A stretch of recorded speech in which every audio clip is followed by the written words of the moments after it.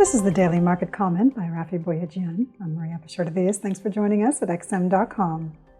Risk appetite is in short supply on Friday ahead of the U.S. non-farm payrolls report later in the day after economic health gauges allayed heightened recession fears from earlier in the week but bolstered hawkish expectations of more tightening to come from the Fed and other major central banks. The American economy continues to confound expectations of a slowdown, despite major cracks appearing in some sectors, such as manufacturing.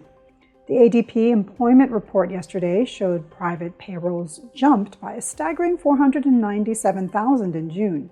Although the ADP and NFP prints have from time to time been out of sync with one another in the past, the data does nevertheless suggest that today's payrolls number could come in well above the consensus forecast of 225,000. The ISM non-manufacturing PMI further supported the improving labor market picture in June, while indicating that activity in the services sector was at its strongest since February.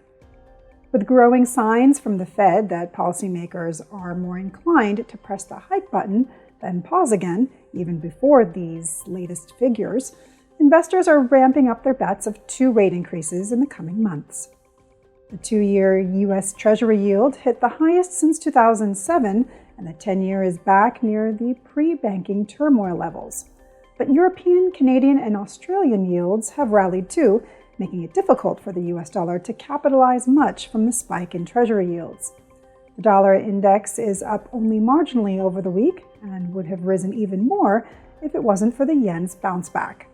Japanese currency has benefited from a combination of safe haven flows as risk sentiment soured somewhat, as well as from fears of an imminent FX intervention by Japanese authorities.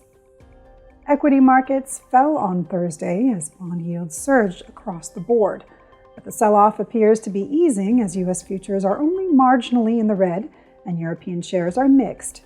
Oil futures, on the other hand, are headed for a second week of gains on the back of the OPEC Plus decision to extend and deepen the supply cuts.